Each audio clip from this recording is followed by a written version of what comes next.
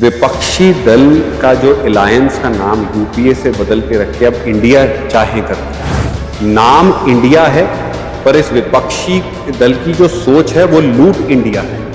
कि ऐसी क्या मजबूरी हो गई कि आम आदमी पार्टी जिसका लोकसभा में एक एमपी है, उसने कांग्रेस पार्टी जिसके 60 से ज्यादा एमपी हैं, उसको अपने घुटनों पे टिका दिया कि आप हमारी ऑर्डिनेंस पे समर्थन दीजिए, तभी हम बेंगलुरु आए। आज चाहे तेजस्वी हो, चाहे वो अखिलेश हो, चाहे वो स्टालिन हो, चाहे वो माननीय श्री राहुल गांधी हो, वो अपना अस्तित्व बचाने की लड़ाई लड़ रहे हैं। माननीय मोदी जी देश को आगे ले जाने की लड़ाई लड़ रहे हैं। 9 वर्षों में हर वर्ष मैंने राहुल गांधी रीलॉन्च प्रोग्राम को करीबी तौर से देखा भी, उसको रीलॉन्च को, प्रोडक्ट को लॉन्च होते भी देखा है, उसको फ्लॉप। जयवीर शेरगिल का राजनीति से और अपनी पार्टी से रिश्ता टिकट पे आधार नहीं है, एक सोच आधारित है।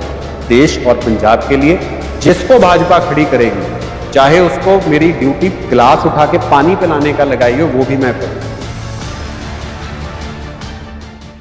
नमस्कार, उत्तम हिंदू टीवी देख रहे दर्शकों का मैं मीनाक्षी गांधी स्वागत करती हूं। 2024 में होंगे लोकसभा के चुनाव और उसमें अब कुछ ही महीने बाकी हैं।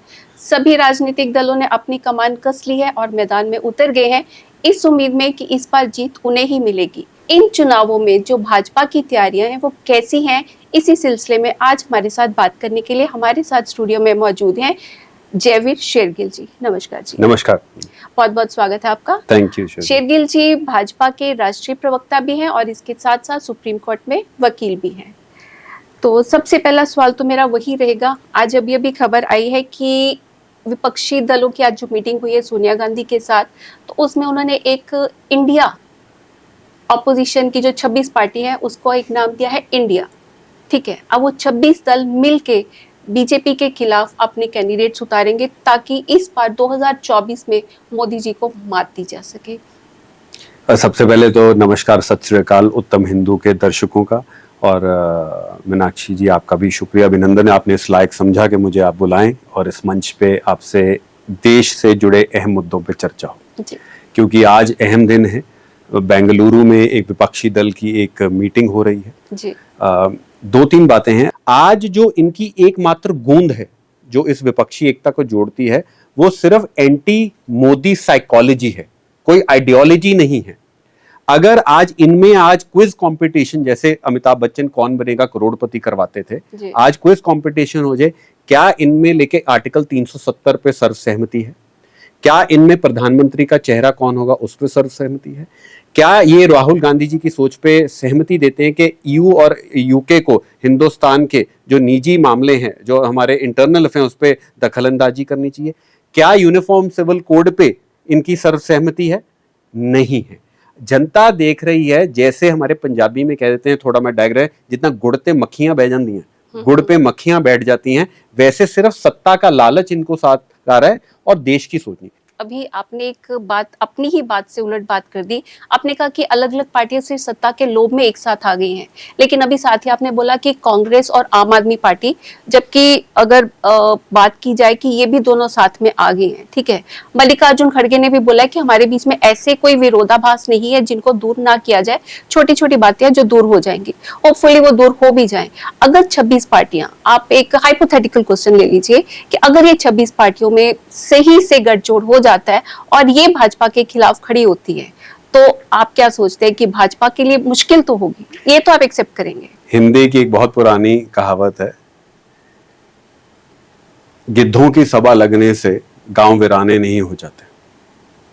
आज 26 पार्टियां, जो आज 26 जितना भी आंकड़ा है, 22 ऐसी पार्टियां हैं जिसके कुल मिला के मेंबर पार्लियामेंट 8 भी नहीं है जी। दूसरा, 8 ऐसी पार्टियां हैं जिसके लोकसभा में 0 मेंबर पार्लियामेंट हैं, 0।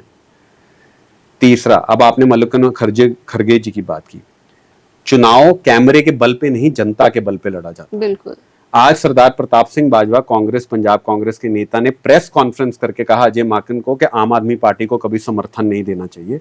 खड़गे साहब ने और राहुल गांधी जी ने रातों रात पलट दिया। बंगाल में अधीर रंजन चौधरी, बंगाल के जो कांग्रेस के अध्यक्ष हैं, और बंगाल कांग्रेस का ट्वीट मेरे फोन पे पड़ा है, मैं आपके सार्वजनिक कर देता हूं। वो कह रहे हैं ममता बनर्जी ने हमारे कांग्रेस के 3 कार्यकर्ताओं को मारा, जो बंगाल में मौत का नंगा नाच देखने को मिला है उसके लिए ममता बनर्जी जिम्मेदार हैं।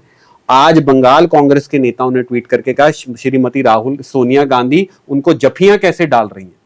तो अभी जैसे दिल्ली सरकार की शक्तियों से जुड़े जो अध्यादेश है उसको लेकर जैसे अभी आपने बात करी कि कांग्रेस ने ओपनली अब आम आदमी पार्टी का समर्थन कर दिया है, ठीक है, तो अभी इससे आप क्या देखते हो, क्योंकि दोनों जगह पे कांग्रेस की हुकूमत थी, पंजाब में भी और दिल्ली में भी, और कांग्रेस को हरा के ही आम आदमी पार्टी जीती है, तो अभी आम आदमी पार्टी को सपोर्ट करके कांग्रेस के अपने पैरों पे कुल्हाड़ी नहीं मार रही है? देखो, सबसे पहले हम तो अगर राजनीतिक परिप्रेक्ष्य से देखूं तो भारतीय राष्ट्रीय कांग्रेस को भाजपा की तरफ से बधाई कि आज से आप आम आदमी पार्टी की स्टपनी बन गए हैं, पहली बात। दूसरी बात, देखिए ये जो जितना आउटसोर्स अलायंस हो रहा है आम आदमी पार्टी के साथ, राहुल गांधी जी की और मेरा उनके साथ करीबी रिश्ता भी रहा है, चर्चा भी रही है और बातचीत भी है। राहुल गांधी जी और उनके जो आसपास दरबारी हैं, उनकी एक खसियत है, वो ऐसे पहली फौज के जर्नैल हैं जिनकी बंदूक अपनी विपक्षी की तरफ नहीं, उन्होंने बंदूक अपनी ही सेना की तरफ की हुई है कि पहले अपनी सेना को खत्म करें। ये जो ऑर्डिनेंस को समर्थन देने का फैसला है, ये श्री राहुल गांधी का अपना अस्तित्व बचाने के लिए फैसला लिया हुआ है। आपका तजुर्बा पत्रकारिता में और देश की राजनीति में मुझसे बहुत ज्यादा है। आप ये बताइए कि ऐसी क्या मजबूरी हो गई कि आम आदमी पार्टी जिसका लोकसभा में एक एमपी है, उसने कांग्रेस पार्टी जिसके 60 से ज्यादा एमपी हैं उसको अपने घुटनों पे टिका दिया कि आप हमारी ऑर्डिनेंस पे समर्थन दीजिए, तभी हम बेंगलुरु आए। क्या बात हो गई कि क्या कांग्रेस की लाचारी है, बेबसी है, या रीढ़ की हड्डी नहीं है जो आज कह दे आम आदमी पार्टी ने तो भाजपा का 370 पे समर्थन किया था, बिल्कुल, तो पहले आप 370 पे समर्थन हटाइए और फिर हम आपको बेंगलुरु बचा लेते हैं। सत्य तो ये है, कांग्रेस पार्टी आज डूबते को तिनके का सहारा, इंग्लिश की कहावत है desperate times call for desperate measure. अंत में मैं कहूंगा, देखिए 2024 का जो रिपोर्ट कार्ड है वो भारतीय जनता पार्टी का विकास पे आधारित रिपोर्ट कार्ड हुआ, जहां मोदी जी एक जनता के पास हैं, सुनिए हमने भारत की अर्थव्यवस्था को 5वें नंबर पे ले आए, हमने 220 करोड़ वैक्सीन लगा दी, हम दिल्ली से नकोदर आज 3 घंटे में एक एक्सप्रेस वे बना रहे हैं, हमने आज दरबार साहिब का टैक्स माफ कर दिया, हमने आज जापान से बड़ी ऑटोमोबाइल इंडस्ट्री बन चुके हैं। आज चाहे अमेरिका का प्रेसिडेंट हो, पापुआ गिनिया का हो या फ्रांस का हो, मोदी जी को हाईएस्ट ऑनर दे रहे हैं। दूसरी तरफ जो रिपोर्ट कार्ड गठबंधन की, ठगबंधन की होगी, ठगबंधन की जो रिपोर्ट कार्ड है वो भ्रष्टाचार की लाल लकीरों से भरी हुई है, जिसमें लिखा जाएगा आज लालू जी 200 करोड़ के स्कैम से जेल में हैं, श्री राहुल गांधी मानहानि के दावे में जेल में हैं, अधीर रंजन कह रहे हैं ममता जी के पैसे इटली में पड़े हुए हैं, अखिलेश यादव जी पे डिस्प्रपोर्शनेट एसेट का केस चल रहा है। तो मैंने कहा कि ये ठन गोपाल वाला दृश्य आपको 2024 में दिखेगा, बल्कि ये बेंगलुरु में जो दृश्य देख रहे हैं इसने भाजपा की लड़ाई को और मजबूत कर दिया है, जनता के मन में और पक्का कर दिया है, और अब तो 2024 में भाजपा को दोबारा सेहरा डालने की तैयारी शुरू है। एक चीज आप बताइए कि बीजेपी बाकी सबके साथ कोलैबोरेशन कर रही है, यूपी में भी कर रहा है, बिहार में भी कर रहा है, महाराष्ट्र में भी कर रहा है, तो पंजाब में जहां बीजेपी इतनी पावरफुल नहीं है, और पंजाब है भी हमारी बॉर्डर स्टेट है और बहुत इंपॉर्टेंट स्टेट है, तो क्या आपको लगता नहीं कि यहाँ के लिए बीजेपी अगर अकाली दल के साथ कोलैबोरेशन कर लेती है तो कहीं ना कहीं ये पंजाब स्टेट के लिए, पंजाब के लोगों के लिए और देश के लिए भी बेनिफिशियल रहेगा? देखिए, भारतीय जनता पार्टी की जो राजनीति है उसमें एकमात्र वन फॉर्मूला चलता है, पहले देश, और इस उदाहरण में पहले पंजाब, फिर पार्टी, फिर व्यक्ति, फिर दल। भारतीय जनता पार्टी का आप इतिहास उठाइए, वो किस राज्य में कमजोर या मजबूत हैं उसके आधार पे गठबंधन नहीं करती। मैं आपको उदाहरण दे देता हूं, बिहार में नीतीश पलटू बाबू जी ने जब भाजपा का साथ छोड़ा, भाजपा के विधायक उनकी पार्टी से ज्यादा थे, आज भी और जब पहले भी गठबंधन हुआ था। भाजपा के ज्यादा विधायक होने के बावजूद भाजपा ने नीतीश कुमार जी को मुख्यमंत्री का ताज पहना दिया, क्योंकि वो बिहार हित में तब फैसला था। पंजाब हित में जो फैसला होगा वो बिना वोटों के तराजू में तोल के लिया जाएगा।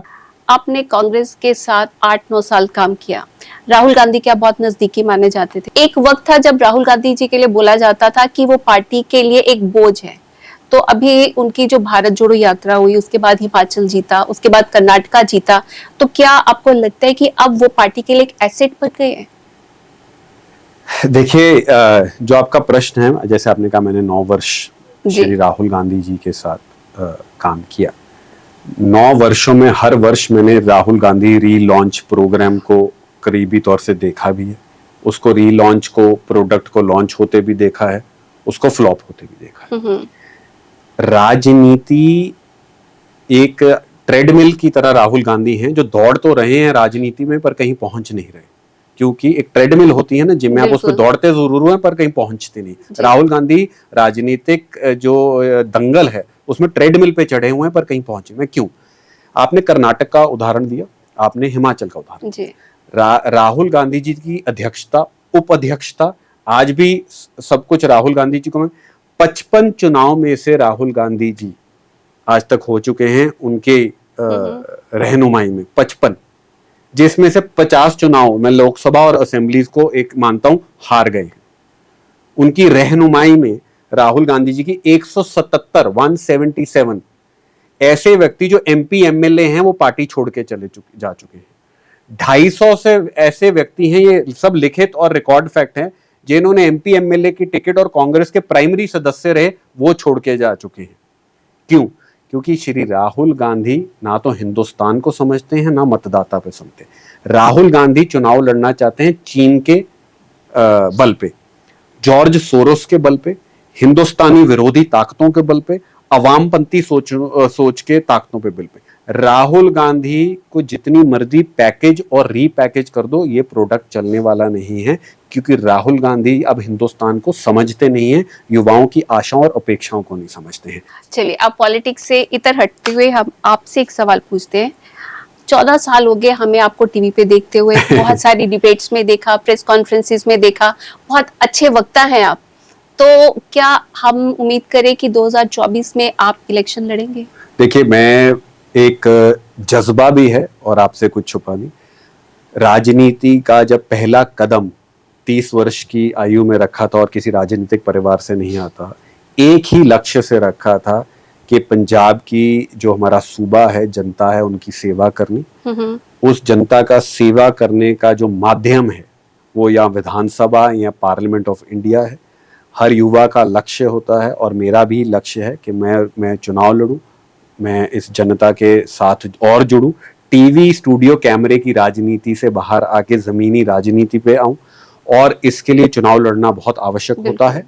पर भारतीय जनता पार्टी कार्यकर्ताओं एक अनुशासन वाली पार्टी है। जो पार्टी जिम्मेदारी देगी, जयवीर शेरगिल 2400 घंटे 365 दिन उस पे है, पर अगर चुनाव में उतारोगे, हाँ ये मेरा एक जज्बा है, मेरा जुनून भी है, सरफरोशी भी है और शिद्दत भी है, तो देखिए अब 2024 की तस्वीर। पर मैं ये आपको कहना चाहता हूं जरूर आपके माध्यम से, मैं चाहूंगा चाहे जिस मर्जी पार्टी का व्यक्ति हो, अधिक से अधिक युवाओं को चुनाव लड़ने का मौका मिले, क्योंकि ये देश अब सबसे युवा देश है। एक विचित्र बात हो गई है, ये युवा देश है पर एक बहुत ही बूढ़ी पार्लियामेंट है। एग्जैक्टली।